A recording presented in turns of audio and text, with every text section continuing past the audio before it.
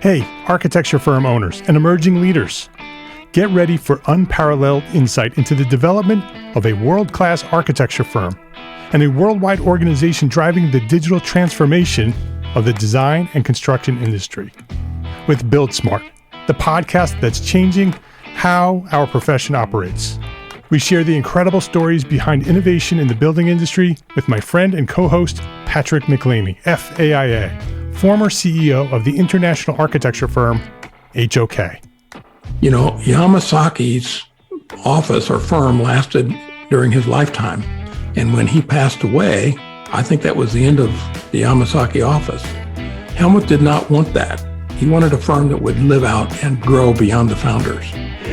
In Season 1, discover the untold stories behind HOK's meteoric rise, from 150 employees in St. Louis to a powerhouse with over 1,900 staff members and 27 offices worldwide. You know, they weren't as polite as the Kojima people. That was just boom. And anytime you have a creditor, whether it's Kojima or the bank, that wants their money, unless you can raise money someplace else, you are out of business.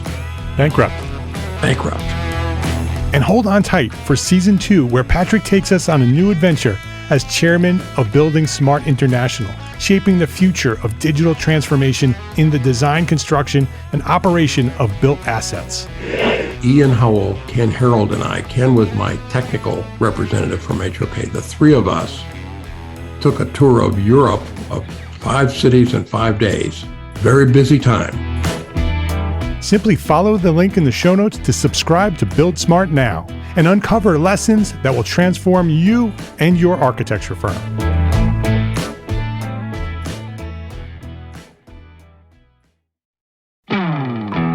Hey, architecture firm owners and emerging leaders.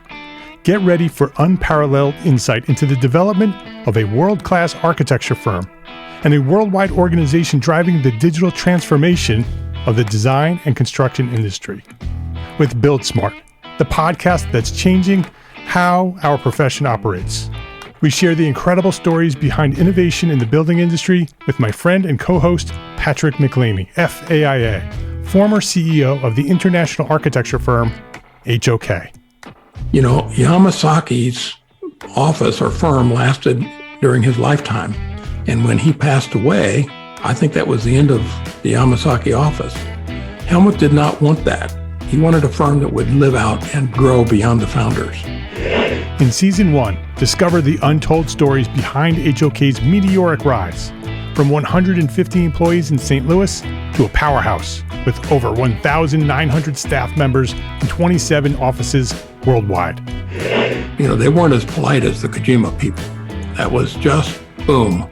And anytime you have a creditor, whether it's Kojima or the bank, that wants their money, unless you can raise money someplace else, you are out of business. Bankrupt.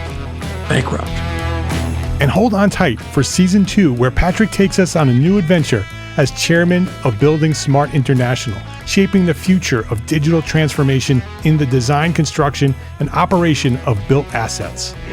Ian Howell, Ken Harold, and I, Ken was my technical representative from HOK. The three of us took a tour of Europe of 5 cities in 5 days. Very busy time. Simply follow the link in the show notes to subscribe to Build Smart now and uncover lessons that will transform you and your architecture firm.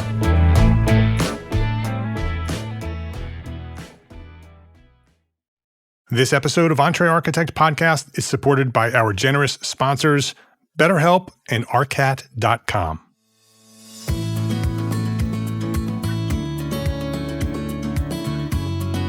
My name is Mark R. LePage, and you are listening to Entre Architect Podcast, where each week I speak with inspiring, passionate people who share their knowledge and expertise, all to help you build a better business as a small firm entrepreneur architect.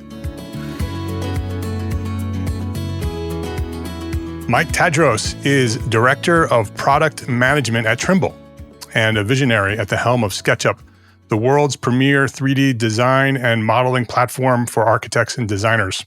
With over a decade of leadership within Trimble, Mike's journey is driven by a blend of design, technology, and entrepreneurship, beginning with his environmental design studies at UC Berkeley and co-founding his first company.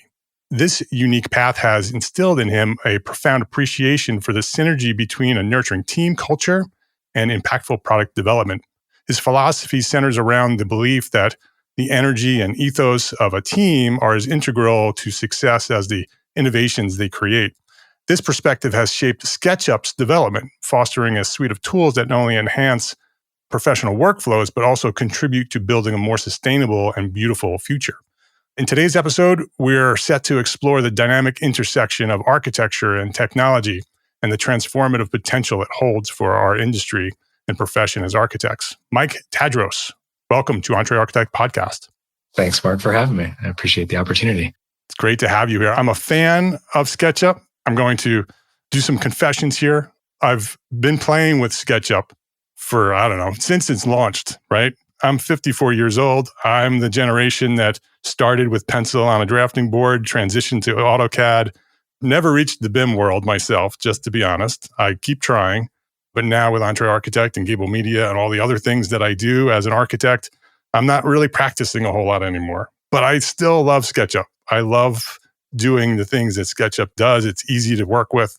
And so I'm a big fan of SketchUp for a long, long time, way before Trimble has owned it. And so I want to hear some background on Trimble, and I want to hear some background on SketchUp. Then we're going to dive deep into SketchUp and your work there. But before we do that, as always here on this episode, on this podcast, I want to know more about you, Mike. I want to know where you started. What did you discover was your passion? When did you discover your passion for that? And maybe who or what inspired you? Tell us your story. Yeah, gosh, thanks. That's a great question. And maybe not my favorite thing to talk about myself, but happy to offer a little insider perspective. Well, where did it all start? How did you get involved in technology and design? So I also started using SketchUp while practicing as a designer at an architecture firm in Culver City, California, and was kind of the young kid at the firm who was bringing a lot of different 3D modeling and rendering and visualization technology to the firm's practice and process, and just gravitated toward it. I think a lot of those same words that you just used, play, love, etc., I found in my relationship with the SketchUp software, a lot of those same experiences. And so started using it on projects, started using it during client meetings in real time, and then started just making the firm a lot of money with it. And soon the principal had me going from desk to desk across the company, teaching other folks at the firm how to use SketchUp. And I had reached out to SketchUp at the time. This was back in like 2003, 2004. And was sending examples of some of the projects that we were working on at the office where I was working. And then got a phone call one day at work from a gentleman named Mark Carvalho, who was working at Atlas Software at the time and was building out a team of trainers who he had envisioned would travel around the country and the world teaching SketchUp to other people, and asked me if I had an interest in doing that. Since it was pretty much what I was already doing at the time, I said, yeah, sure. And that led to being offered a job as a contractor to teach SketchUp. This was back in 2004. And that opportunity was what led to me starting my own company, co-founding my own company with a couple of friends of mine from UC Berkeley. What was that company? What did it do? The company was called Igloo Studios. And the ambition out of the gate was that we would establish ourselves as a multidisciplinary design firm.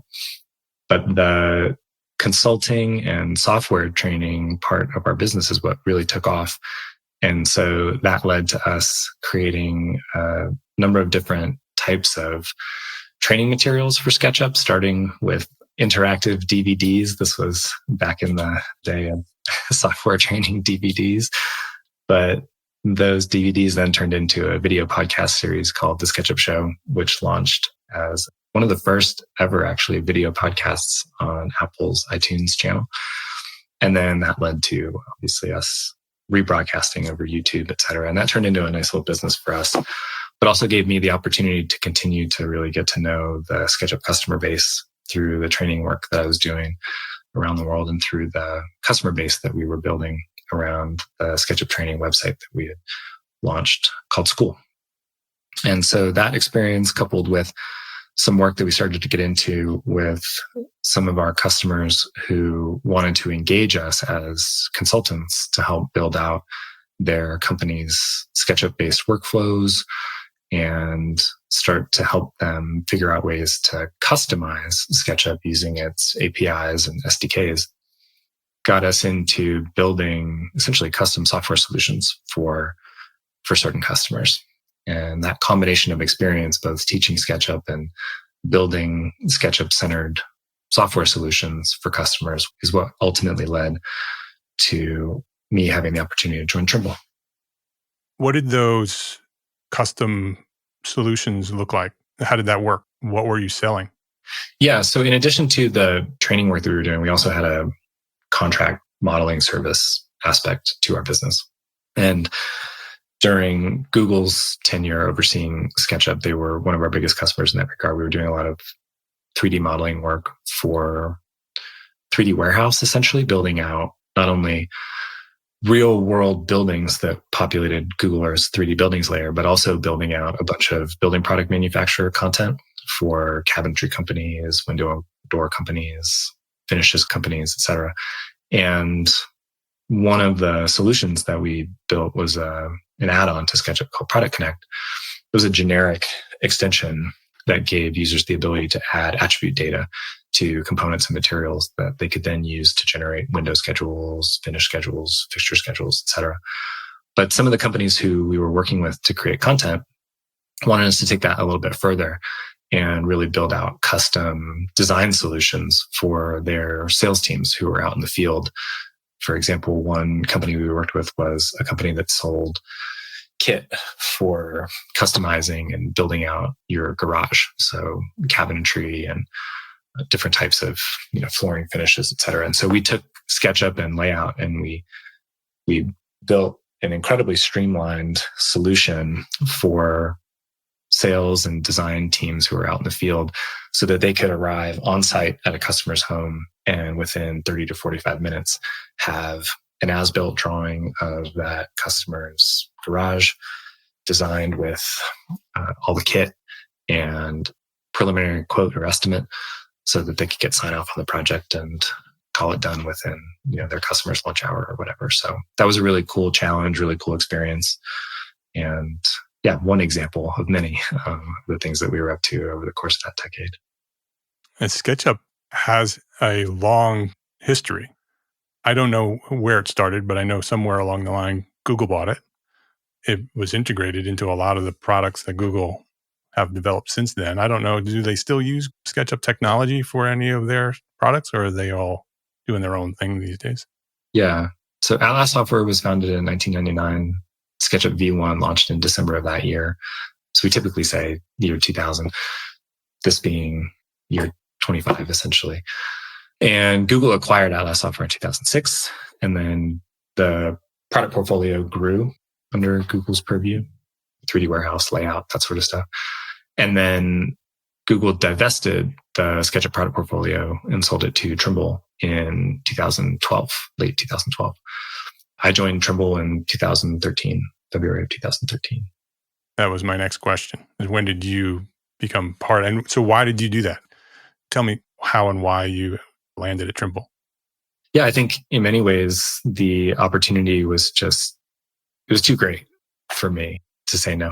It was one of those, give them an offer, and so it sounds like a dream job for somebody who's been passionate and, a visionary for SketchUp for so long that it just makes sense.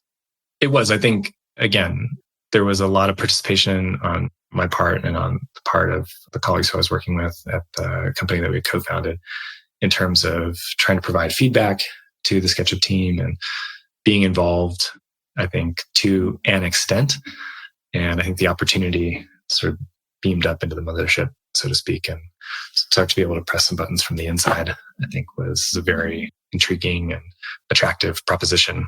And, when I think about not only how I had framed the opportunity for myself at the time, but how I still think about the opportunity today, I'd always been inspired by and driven by this idea as an aspiring architect that the work that we do, that architects do, or that architects have the opportunity to do, is to go out and create a more beautiful, greener, safer built environment that can serve as inspiration for the inhabitants of these built worlds that we, bring into existence. And that experience that people have inhabiting that built world can be the type of thing that carries them forward.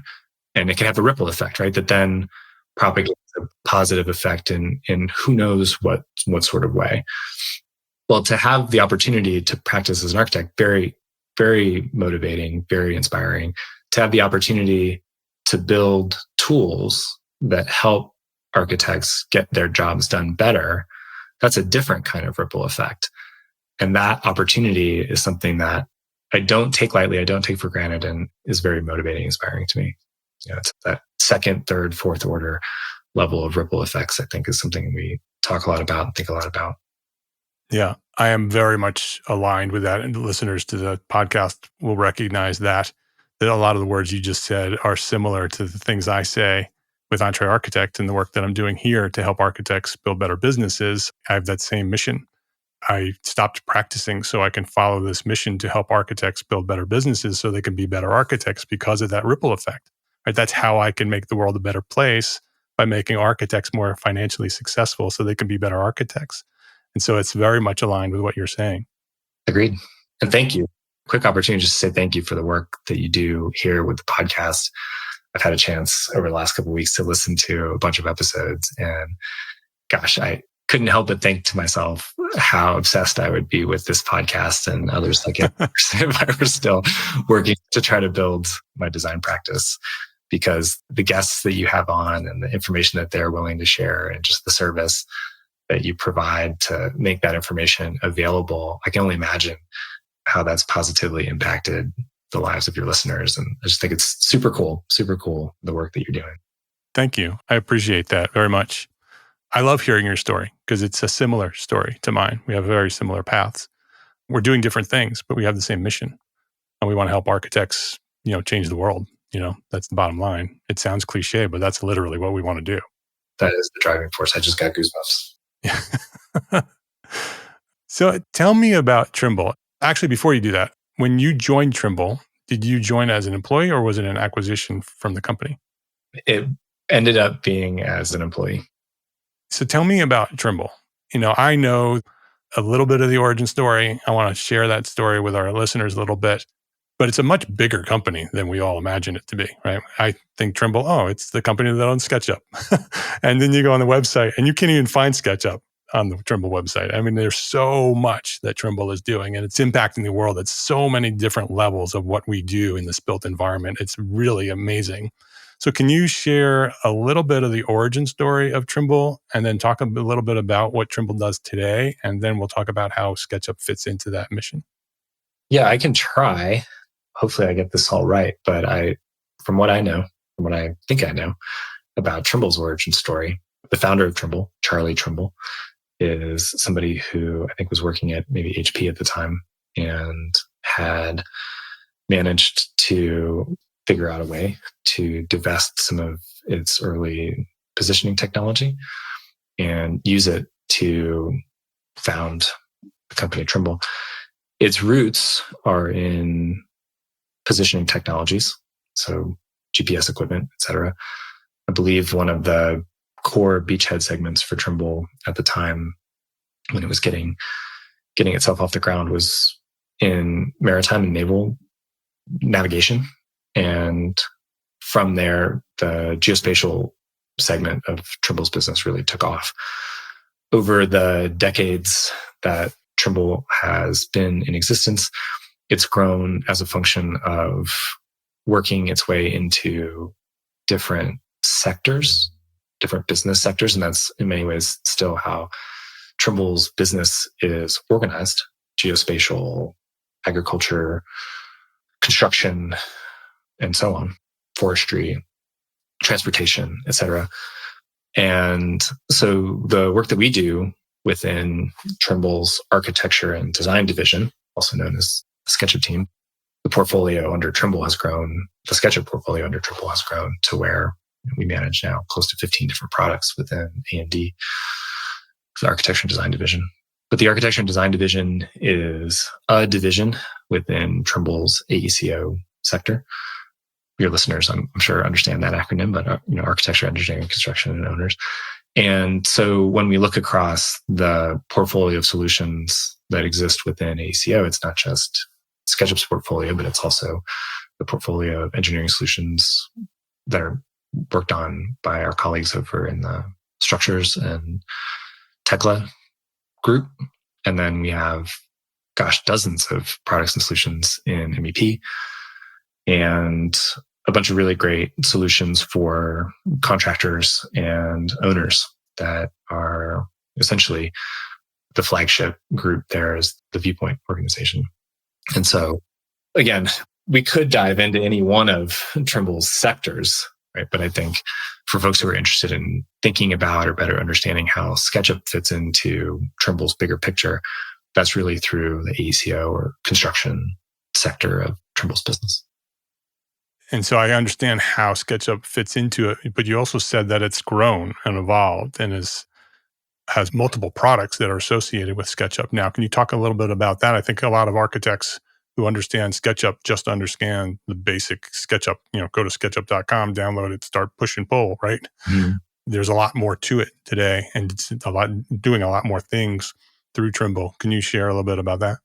Yeah, I think Trimble's been an incredibly just great home for SketchUp and the SketchUp product portfolio because the work that we do within the architecture and design division really is critical to Trimble's overall construction strategy. And so we've been fortunate enough to receive a lot of investment. The team's grown dramatically, I would say, over the 11 years that we've been at Trimble. And that's afforded us the opportunity to build out and introduce products and services within SketchUp's portfolio. If I think back to 2013, it was SketchUp for desktop and layout for desktop and the Google 3D warehouse. Well, we rebuilt 3D warehouse on entirely new infrastructure. That was one of the first projects that I led when I joined Trimble. We built and launched Extension Warehouse, which was the second project that I worked on at Trimble. We launched a mobile application viewer for iOS and Android, which was the third and fourth projects that I worked on at Trimble. And then we launched SketchUp for Web, which was not a project that I worked on directly, but obviously has been really successful for us, not only as an addition to our portfolio that has global reach, but also is now kind of the cornerstone for our educational offerings. Our educational program has grown. We, I think, have done a really nice job of expanding on our APIs and SDKs over that period of time to further establish SketchUp, not just as an application, but as a platform, an extensible platform that our customers and third-party developers can use to integrate the technologies that we develop into their workflows and really customize and tailor their workflows for the jobs that they're trying to get done. Layout's gotten better. We've acquired Sapphira, and that team has gone on to develop the pre-design solution that helps customers at the earliest stage of design better understand their site and the potential environmental impact of the project that they're looking to build. And the list goes on and on from there. We don't just have a mobile application viewer now. We have SketchUp for iPad that's been introduced into the suite of SketchUp authoring experiences.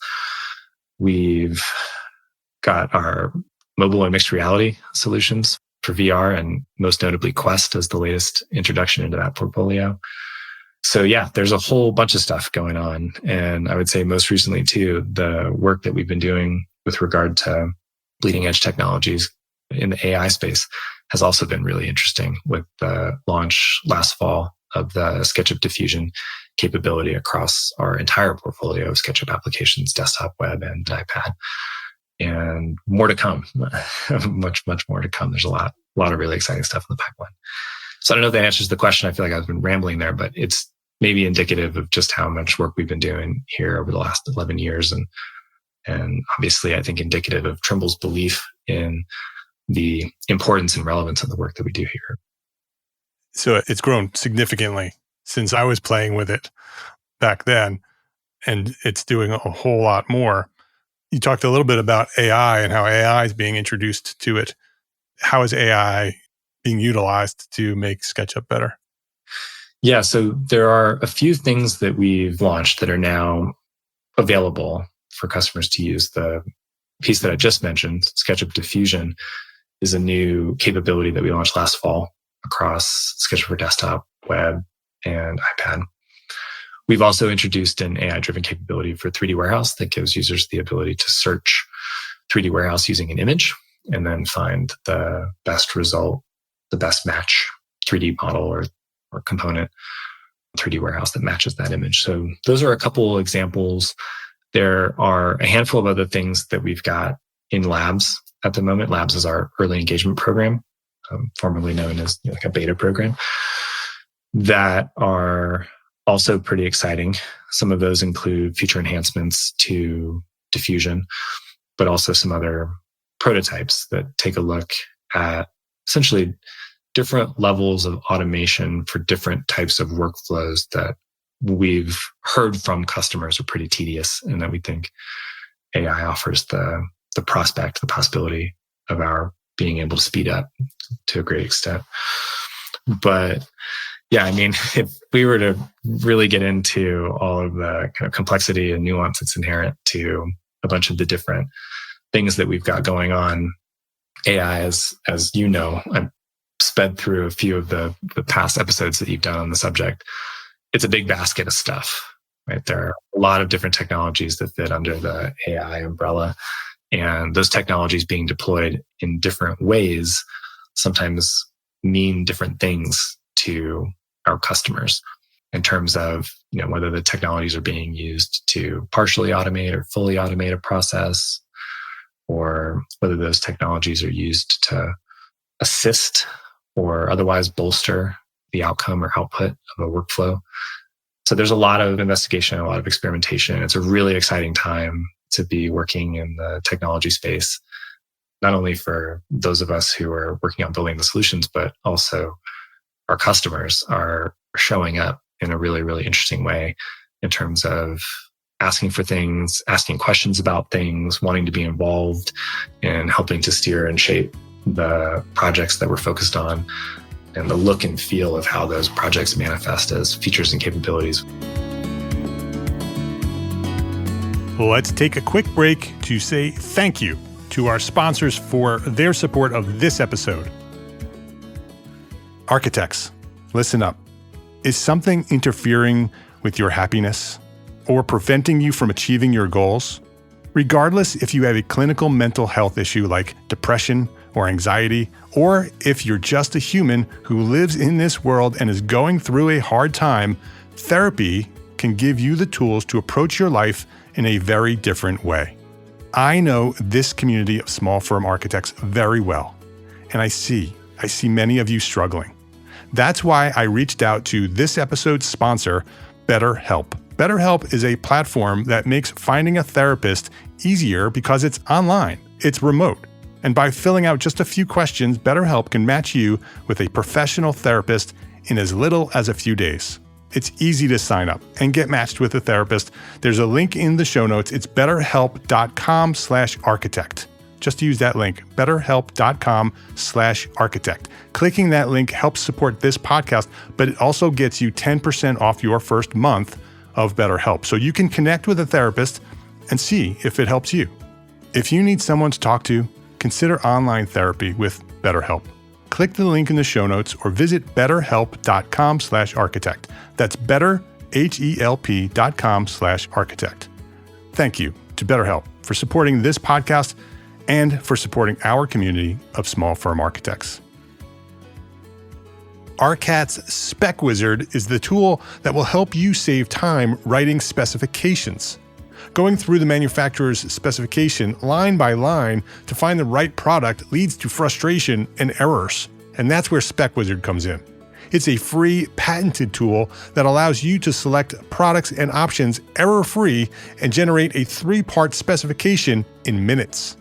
Go to arcat.com, that's ARCAT.com, and try Spec Wizard today.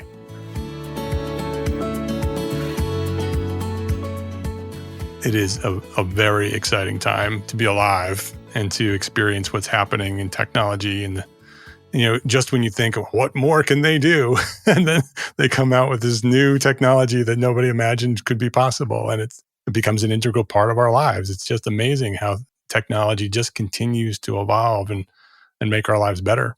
It is a very exciting time. You had mentioned a little bit about VR and AR.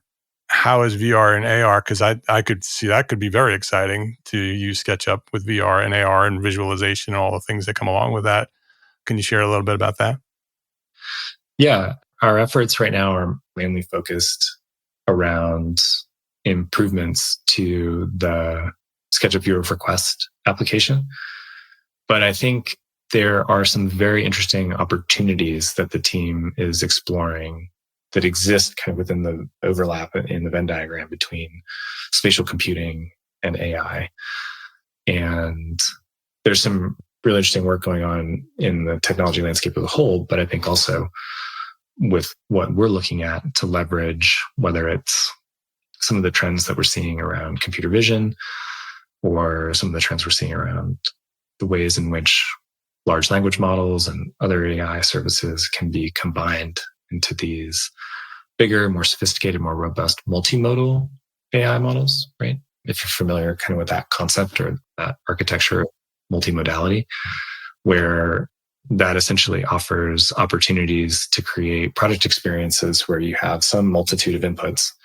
For example, computer vision, the information about an existing space that a device's cameras are able to see and pick up on, or the information from a depth perspective that LiDAR sensor on a device is capable of reading or interpreting. And so if you take an image about a space, you take information about the depth of that space, and then you combine that with some other input, what the user may be saying, for example, voice to text or essentially text as input, what we're able to then interpret about all of that information, because all of the different underlying technologies are becoming so incredibly capable, right? It's not just where we were 3, 4, 5 years ago, where you could take a picture of a landscape and say, that's a tree. Now you take a picture of a landscape and you could have an AI write you a chapter that describes every aspect of that landscape, can tell you, if it's from a particular period, tell you where in the world it thinks it's from based on the flora and fauna it sees, describe the mood, the time of day, et cetera. It's capable now of understanding such a rich set, or deciphering such a rich set of information about the inputs. Okay, we'll now add to that some amount of depth information, add to that an understanding of what's happening in real time as somebody's moving through a space, where it's not just a snapshot, but it's real-time video feed.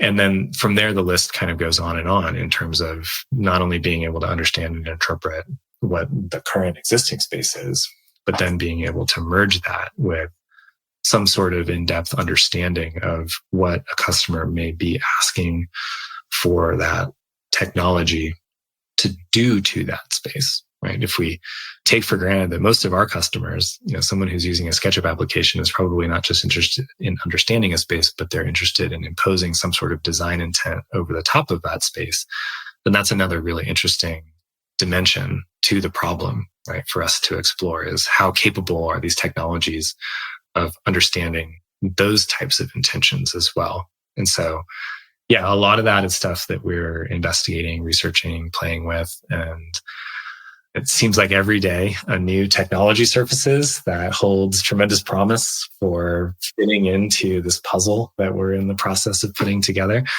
And then the POCs that the team are developing are just kind of mind-blowing in terms of just the potential. And I should say too, maybe that's a good opportunity for me to plug our early engagement program again, because a lot of these things that we're working on, we're not necessarily working on in isolation. We're working on in collaboration with our customers. I think the level of collaboration that we have ongoing now with our customers is higher than it's ever been. And that's been another really exciting aspect of essentially just our product development process and how it's evolved over the last few years. Because it gives us the opportunity not just to think about and experience this, insanely accelerated evolution of technologies that we're experiencing right now, but to see that through our customers' lens has also been just really, really exciting for us, I think. You mentioned the headsets that you're using. When Apple launched Vision Pro, which obviously was secret until they launch it, which is different, right, than other headsets. Has that changed the way that you're looking at the VR and AR?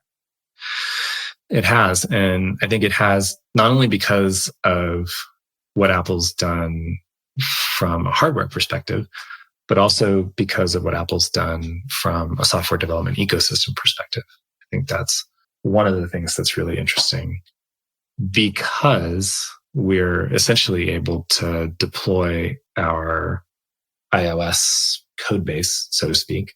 We have an iOS code base today that we distribute through the Apple App Store, and customers can install the app onto their iPhone or iPad, and it knows how to present itself as either a view-only application or a full-fledged SketchUp authoring experience on iPad.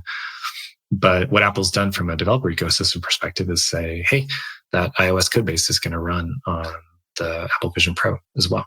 So it was pretty straightforward for us to at least put together an installer that we could start to play with to understand what the product experience would look like if we were to essentially try to deploy a primarily 2D based application interaction experience, right? Interface on Apple Vision Pro. But from there, you just can't escape the opportunity for the application experience to be a much more immersive experience, and to start to think about ways that we could afford users the opportunity to use SketchUp to interact with either their existing physical world, primarily because the pass-through, if you're familiar with what pass-through is, if not, I can go into a little bit more detail, but it's essentially the way in which Apple takes the video feed from its outward-facing cameras and uses that to pipe an incredibly high-resolution video feed back into what the user is seeing when they have the Apple Vision Pro headset on. So your brain imagines that it's actually seeing through the glass, but in fact, it's a screen that they're seeing through camera. It's so good that it's not even your brain imagining it. You just take for granted that the hardware is essentially AR hardware. And I think that distinction then that Apple is really kind of trying to get away from, is this a VR headset? Is this an AR headset? They don't really use those terms. They just talk about it as spatial computing, because the headset itself is technically a VR headset. If it's turned off, you don't see anything. You have a blindfold on, basically. If it's turned on, you get such a high quality pass through that it's as though you're not wearing anything. It's as though the lens in front of your eyeballs is just crystal clear and you're looking at your existing physical space. And so the opportunity that then presents in terms of figuring out, okay, if SketchUp is a 3D modeling and design software that customers want to use to impose a design intent on the real world, what does that look like when you're wearing something like an Apple Vision Pro and you're wanting to impose your design intent on the space that you're currently standing in?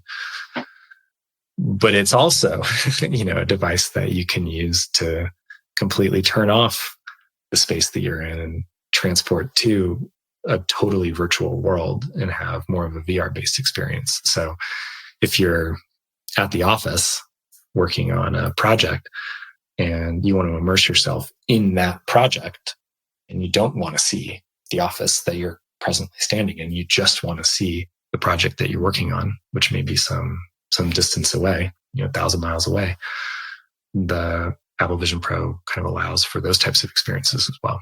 And so, yeah, super cool piece of technology.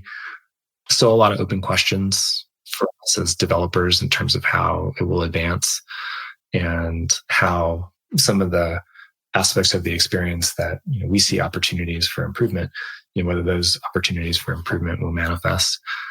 But yeah, also really cool just to kind of see what Apple's doing from a hardware perspective in terms of their investment in AI chipsets. I think that's another thing about the Apple Vision Pro hardware. It's got one of Apple's most powerful AI chips embedded in it. And just to see what Apple's doing in terms of investing in hardware so that AI-driven product capabilities can run on device, locally on device, Yep. I think is just another huge trend line that's really interesting and really important for us to be looking at and thinking about. Because a lot of the AI stuff that we see emerging, a lot of the AI stuff we've deployed is all stuff that runs on pretty expensive cloud compute hardware. So it requires a connection to the internet, and other kinds of conversation points emerge whenever folks are talking about working with cloud services. And so to have that trend line emerge and to be thinking about how we could develop and deploy AI services that not only run in the cloud, but could potentially also run locally is another really interesting thread line. Like we said earlier, fascinating time to be alive in terms of technology. What are you seeing? What do you think the opportunities look like? What are you excited about, either with respect to mixed reality or AI? What are some of the things that have really been sort of standing out for you? The thing I keep coming back to is, I talk to my community, right? It's thousands of architects that are trying to run their own businesses, just 12 hats doing it all. And I see a lot of fear around AI. People thinking, that AI is going to take over their jobs. And yeah, AI is going to definitely do a lot of the things we do as architects, but I don't think it's going to take over our jobs as architects if we don't let it. I think the trend that will emerge is that the human will become more important. The technology will continue to be tools. It'll continue to be massively powerful beyond our imagination as we're discovering. But the human piece of that will still be a very important piece to architecture. People want to work with architects. People want to work with other people. And so I think the thing that's interesting to me is how the profession will evolve with these tools, allowing us to do a lot more, a lot faster, being able to take the things that we imagined and instantly create images of those at this point is there. We can do that today. Where that goes in the next 5 years even is going to be fascinating to see how that works. And I think SketchUp's a big part of that story with the work that you've done from the very early days to what it was, right? It was a cutting edge, way advanced technology when it was launched, right? It was one of the first push-pull modelers that ever existed. It was fascinating for people to see that technology then. The things that are happening today, it just continues to evolve. And as you're describing, that it's so much more than that today. And so it is very interesting to watch it continue to evolve. And I'd like to see how that human technology connection, where it goes, what it becomes. I'm fascinated with that. Yeah, I agree. And well said too. I think that human technology connection is a very real thing for us.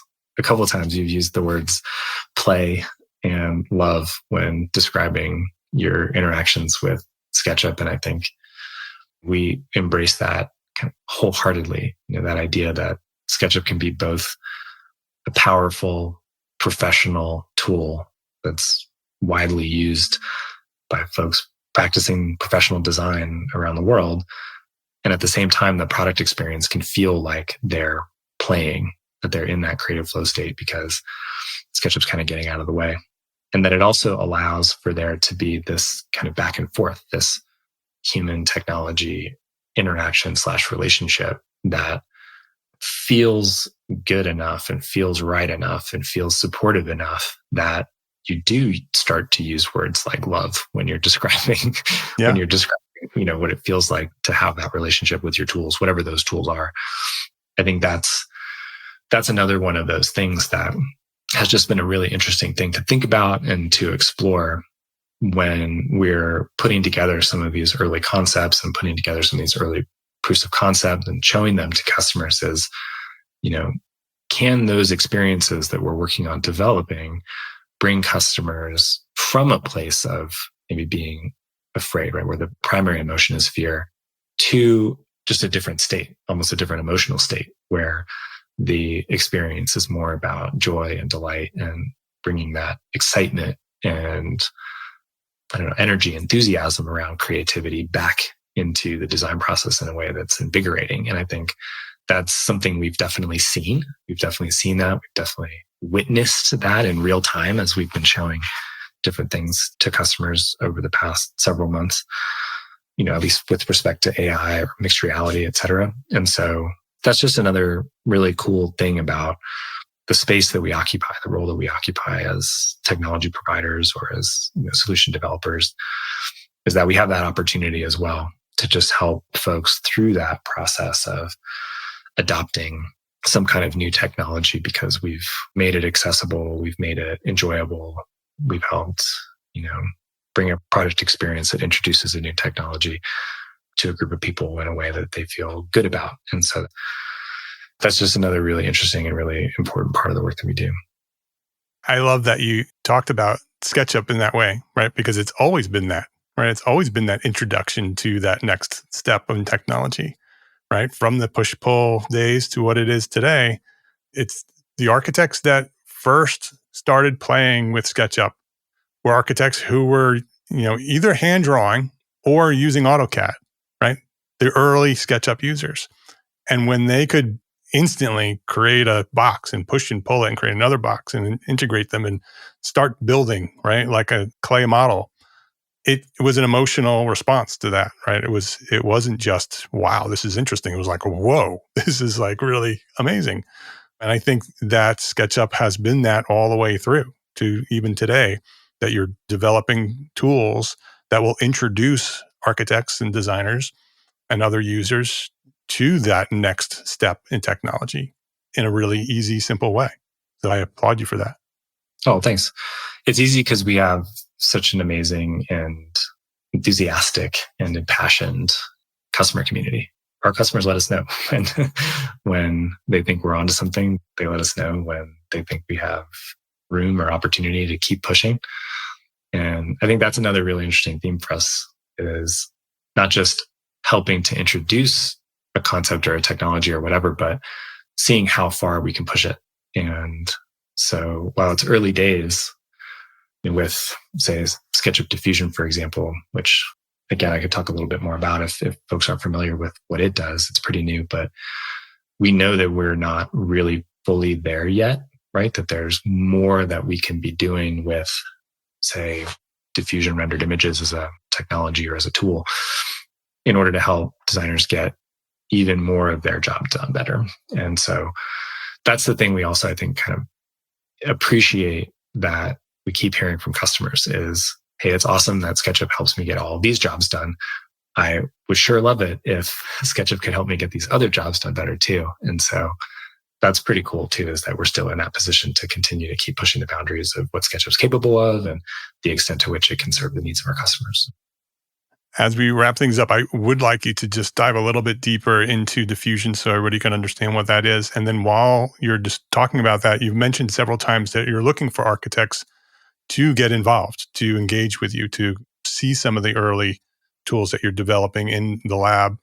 So can you talk a little bit about diffusion and then talk about how we could get involved? How do we actually do that? Of course. So I would want to zoom out real quick and just talk about how that's one example, a bunch of different projects that we're working on to make available to customers better, more sophisticated, more robust tools for various types of visualization related outcomes, right? As architects, as designers, there's just tons of jobs. Pretty much every single job throughout the entire project continuum is predicated on some type of communication with somebody, whether it's a colleague or a customer or a contractor. We know that SketchUp's probably the best solution out there for creating visuals that help design professionals communicate with one another to achieve, some sort of outcome, often, fairly audacious outcome of trying to bring to life some sort of new aspect of our built environment. And so we're constantly looking at ways to improve SketchUp's capabilities with regard to visualization. And so there are some capabilities that are going to be released soon across our desktop and web and iPad applications that are going to start to take advantage of some of the work that we've been doing over the past couple of years to overhaul SketchUp's graphics pipeline. The first feature is a feature called ambient occlusion, which will be launching across desktop and iPad this week and next week. And ambient occlusion is a shading technique that really just helps make 3D models look more beautiful. And from there, we have a really exciting roadmap of additional capabilities that we're going to be looking to bring online that'll further enhance SketchUp's visualization capabilities. Another cool feature that we're looking to introduce this week is a feature called Scan to Design. And that's a feature that'll launch in our SketchUp for iPad application and finally give users the ability to use a LiDAR enabled iPad to scan their existing space and then bring directly into their SketchUp modeling window a 3D model of that existing space that they can immediately start, again, kind of imposing their design intent on top of, if you will. There's some really exciting experiences that we think that that'll ultimately lead to when we talk about the work that we focus on that's really aimed at helping professional designers go out into the world and establish better relationships with their clients and colleagues, establish a high level of trust, a high level of collaboration. That feature in particular is going to be a really exciting feature in that regard. And then diffusion is another capability that really takes a look at leveraging what some of the generative AI capabilities are that exist today that help users create images. And in SketchUp's case, create images using a variety of different inputs. And so one of the inputs that SketchUp users are capable of feeding into this generative AI service, this diffusion AI service, is the snapshot of the SketchUp model that they're currently working on in SketchUp, right? So if you take that image as a starting point and then start to combine that with other text-based inputs, what we call either a prompt or a style preset in this case, you can start to describe to the AI what you want it to do to this snapshot of the SketchUp model that you've just fed it. So you can imagine a workflow where you're working with a client, heck, even maybe having just scanned their space, you now have a 3D model of their space. You could use SketchUp's navigation tools to navigate around to a particular view. You could use maybe SketchUp for iPad's markup mode capabilities to hand draw over the top of that image. You could go to 3D Warehouse and pull in a couple furniture assets to better describe kind of the set and setting or mood or context of that space. And then you could ask AI to start giving you ideas or concepts about what that space could become. And it will supply you with a rendered image in any one of a number of different styles, from pencil sketch to watercolor to photorealistic, the list goes on, about what that space could look like. And you can just imagine what that experience would be, not only for the designer in that moment, but for the homeowner in that moment, of being able to just kind of engage with each other, right? Our focus is always on the human to human interaction, where the technology is a facilitator. And so if SketchUp's technology is helping to facilitate a richer conversation or a richer collaboration between these two stakeholders, right, who are both invested in the same outcome, but now have this communication medium or these communication tools that allow them to ensure that they're on the same page and to get them excited about different ideas and get them working together more closely, quicker, sooner. We think that's beneficial for everybody, right? We think that's the kind of thing that's hopefully going to help that designer land that project, provide an experience that exceeds the client's expectation, and ultimately lead to that designer preferred, for example, and establish themselves as having a reputation that's predicated not only on technology prowess, but being able to really, delight and deliver. We think that's the kind of stuff. If we're at our best, those are the kinds of tools that we're putting out into the world. So yeah, that's a little bit about what's coming. But to your point, labs is something that we've been investing a lot of time and energy into over the last year and a half. And it's basically a big, giant open door. And the invitation is out there. It's absolutely out there for customers to come and be a part of the conversation and to collaborate with us in terms of helping to shape the future of what SketchUp can be and how it can better serve the needs of professionals who are out there trying to get it done, trying to make it happen. Yeah, it's exciting to hear you talk about the work that you do. I can see the emotion and the connection that you have with the work that you do and how it can affect people, right? We have a conference coming up in October for Entree Architect. And the theme this year is the future of architecture is human. And what you're describing and how you're describing it is very much, this whole conversation is very much the definition of that, is that architects understand SketchUp, they understand what it is and how it works. But when you hear the stories of how it was developed and why it's being developed and the dreams that you have for SketchUp and why you have those dreams for SketchUp, brings the human side of the technology alive. And that's the thing that excites me. Like I had said earlier, I see the passion that you have for the work that you do. And I love being able to bring that passion to our listeners so they understand that SketchUp isn't just a technology, right? There's a team of humans behind that technology that have a mission and dreams and hopes and desires of what this tool can do for the future of our built environment and the people who live in it. And it's really exciting to hear what SketchUp has become, where you have plans for it to go. It's exciting to hear your story. So thank you for coming by and sharing that. Well, I appreciate that. And to your point, it's not just my story. I feel privileged to have the opportunity today to talk to you and represent the story, I think, of our team. We really do have an amazing, dedicated, passionate, talented team of people behind SketchUp who are pouring tremendous amount of energy into their work on a daily basis. And I think there's a belief that the energy and the positivity and the good vibes that we put into our tools and solutions are latent and they're transferable.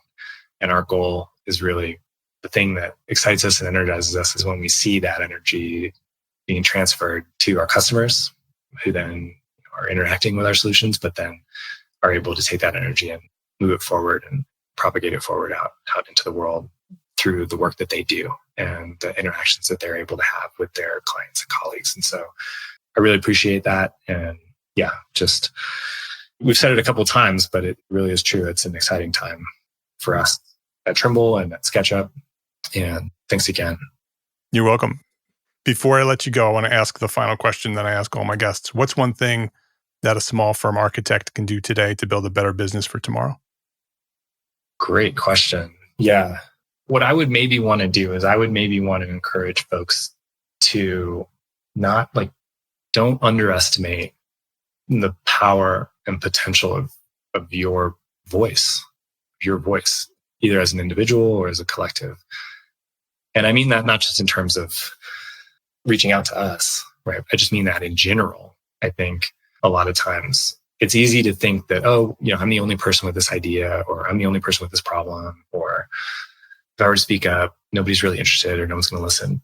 But I think folks might be surprised at how much of a difference, how much of an impact it can have when you do take the time to show up and to be maybe a little more assertive and to participate.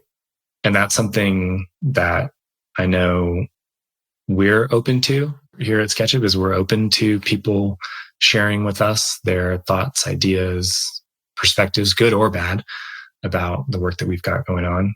And we have a lot of different places where folks can engage, whether it's through the SketchUp forums or whether it's through in-app feedback mechanisms that we make available for folks to get in touch with us. And we've mentioned it a couple times so far today, but our early engagement program, our labs program, is also very much open for folks to participate. So if there are folks who want to get in and get early access to some of the things that we're working on and participate in terms of offering us feedback about, the extent to which those things we're working on meet their needs, there really is an opportunity, I think, for folks to get involved. And so I think that's maybe what I would encourage folks to think about or to take advantage of, is that opportunity in general, right? Broadly speaking, to get involved. His name is Mike Tadros, and you can learn more about Trimble at trimble.com. Go to sketchup.com and go play with it again. Go have some fun with it. Then dive a little bit deeper and see what else it can do. And we'll also have a link to the labs there on the show notes. So you can just go to the show notes for this episode and we'll have a link to the labs as well. So you can just go click the link and sign up to get involved. Mike, thank you. Thank you for the work that you've done all these years, developing SketchUp into what it is. Thank you for your passion and your dedication to this community of architects that you serve. And thanks for coming by here today and sharing your knowledge at Entree Architect Podcast. Mark, it's been my pleasure. Thank you again for the opportunity and for the work that you do. Really appreciate it. You're welcome. Thank you.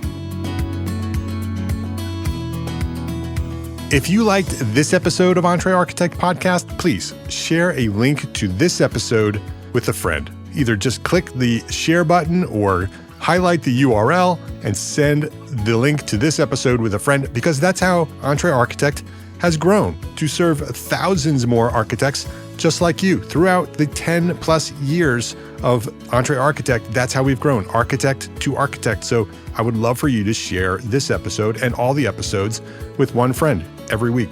We'd love that. And thank you to our sponsors for this episode. We don't have an episode if there's no sponsors. So thank you to our sponsors. Links to those sponsors, which you should go visit and click, and all the resources that we discussed today for this specific episode, they are all available at entrearchitect.com/podcast. Every episode that we've recorded is there, entrearchitect.com/podcast. Go click the links to the sponsors and say hello. Entre Architect is a member of the Gable Media Podcast Network. You should go visit that at gablemedia.com. That is the next evolution of interactive media and resources for the AEC community. You can now earn continuing education credits for listening to select episodes of this podcast, Entre Architect Podcast. Yes, AIA CEUs for listening to a podcast. It's there, and many other podcasts are there as well, and you can listen to all of them and get credit. Learn more about our program, Gable Members Program, at the gablemedia.com/members website. That's GABL media.com/members. And if you are a small firm architect, join us today at Entre Architect Network. That is the worldwide organization for small firm entrepreneur architects. If you own your own architecture firm, you are an entrepreneur architect. You are an Entre Architect. With weekly live group business coaching, we have business coaching there, monthly live business training with AIA CEUs, 2 a month, so 24 AIA credits per year, including 12 of those are HSWs. We have them in the membership. Business resources, all the resources you need to run your business, special session webinars, mastermind groups, and a thriving community of small firm architects just like you. Hundreds of architects are there waiting for you to join. So we provide the support and encouragement you need to succeed as a small firm architect. I know that you haven't been trained as a business person when you launched your firm. That's what we do. Come learn how to run a business at Entre Architect Network. And today you can go join right now for free for 30 days at this link, entrearchitect.com/30 days will give you free 30 days for membership. Go check it out at entrearchitect.com/30 days, and I will see you there. Thank you for listening to this episode of Entre Architect Podcast. My name is Mark R. LePage, and I want you to remember 3 words: love, learn, share. Have a great day.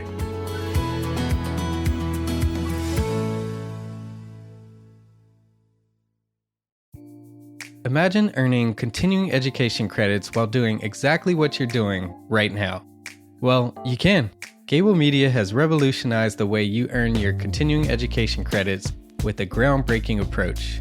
Forget running around town and scouring the internet for credit-worthy courses. Fulfill your CE requirements effortlessly by listening to engaging podcasts just like the one you're listening to now. Our podcasts are designed to educate, entertain, and inspire, all in a user-friendly environment. But wait, there's more. Architects, Gable Media is also approved as an AIA continuing education services provider. Upon completion, we handle everything, from reporting your hours directly to the AIA to storing your certificates in your personal Gable Media profile for your self-reporting needs. So follow the link in the show notes and start earning your credits in the most innovative and entertaining way possible with Gable Media. Attention architects and creative minds, get ready to supercharge your brand with Build Your Brand, the podcast that's unlocking the secrets of branding success for creatives. Hey there, it's Mark R. LePage, founder of Entree Architect, and I'm inviting you to join my friend, architect marketing expert Jeff Eccles at Build Your Brand podcast, where he explores the captivating stories of the world's top brands and transforms their lessons into powerful moves for small firm architects and creatives like you. In Season 1, Jeff shares the thrilling tale of Southwest Airlines, where he dissects their journey to the summit and distills it into strategies tailor-made for you. It's important to keep in mind that companies like Southwest compete in the real world, just like you, and face real-world challenges, just like you. You might be surprised at how similar those challenges are to the struggles that you grapple with on a day-to-day basis. Don't miss out on your blueprint for success. Subscribe, tune in, and let's build your brand together. You may have noticed that the very best brands in the world are also known for having somewhat unique corporate cultures. That's often the glue that holds everything together when they encounter those rough spots. We don't do it because it inconveniences the passengers to whom we are primarily dedicated, the short haul, frequent flyer. Follow the link in the show notes to subscribe to Build Your Brand today. Remember, no matter the size, the journey's the same. Your brand's journey to the top starts here.